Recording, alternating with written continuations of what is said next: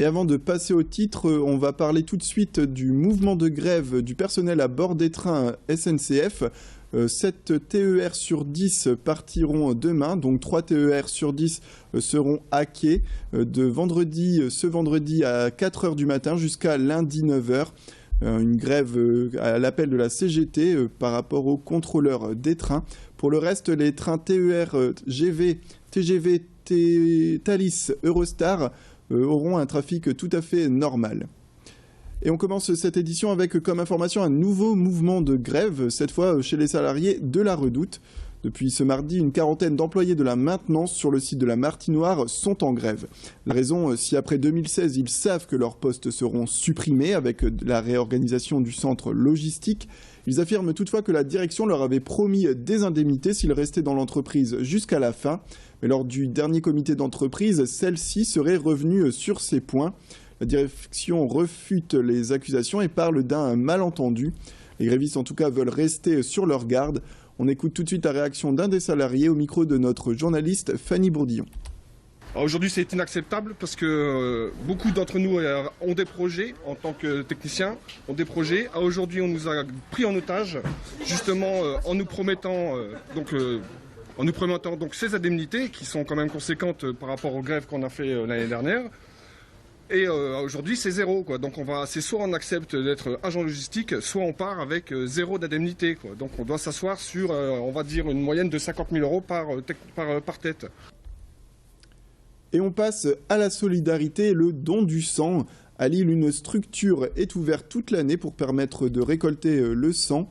Depuis 2010, la Maison du Don, à côté de la gare Lille-Flandre, collecte entre 30 000 et 40 000 litres de sang chaque année. Chaque mois, ce sont donc entre 2500 et 3000 personnes qui franchissent les portes pour aller donner du sang, du plasma ou encore des plaquettes. Un lieu qui fait la fierté des usagers puisque le centre lillois est le plus grand site de prélèvement d'Europe avec un objectif de 45 000 dons par an. C'est aussi le plus vaste site fixe de France avec une superficie de 1800 mètres carrés. Pourtant, les besoins en termes de dons sont toujours là et les moyens que les équipes déploient pour y arriver à avoir plus de dons sont de plus en plus vastes. Sandrine Vanlard, la directrice des prélèvements, en dit plus au micro de notre journaliste Idil Gunaï.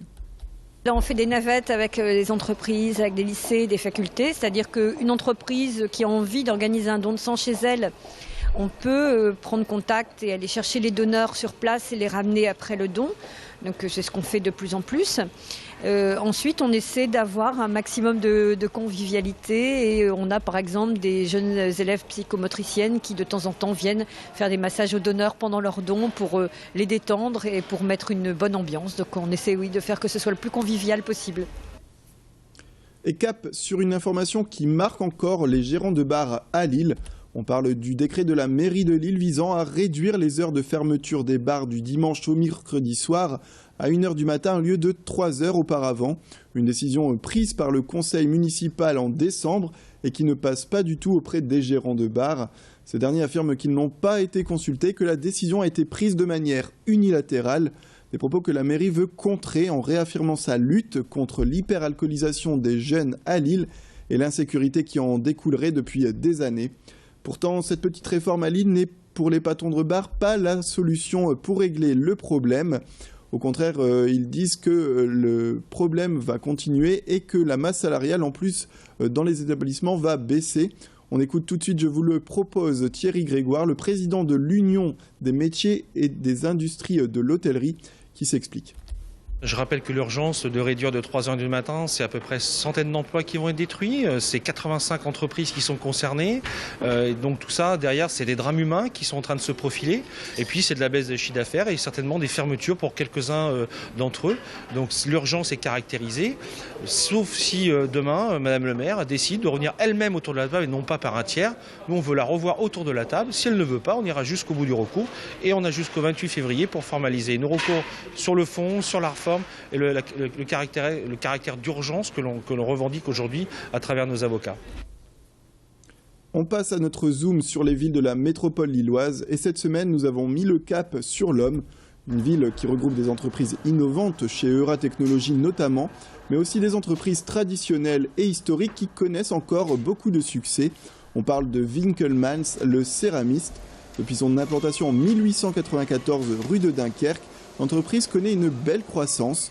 Pour réussir à perdurer face à la concurrence, l'entreprise développe de nouveaux carreaux, s'inscrit dans une démarche de haute qualité, mais elle innove aussi et améliore sa production grâce à des machines plus performantes et des plus agréables à utiliser pour les salariés. Barbara Stubbs, la directrice d'exploitation, l'affirme en tout cas au micro de notre journaliste Idil Gunaï.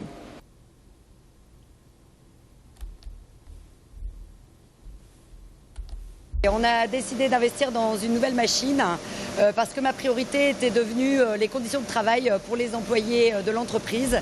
Et il s'avère qu'on avait de grosses difficultés à améliorer ces conditions de travail avec notre ancien outil, un ancien four où le port de charge était conséquent et les presses qui donnaient des TMS, donc des tendinites à notre personnel. Donc ma priorité avec la direction dont je fais partie, on a décidé d'investir dans un nouveau four et dans une préhension automatique des carreaux à la sortie de certaines presses où la quantité le permettait. Et c'est la fin de cette édition. Merci à tous de nous avoir suivis. On se retrouve tout de suite pour la météo suivie de l'infotrafic.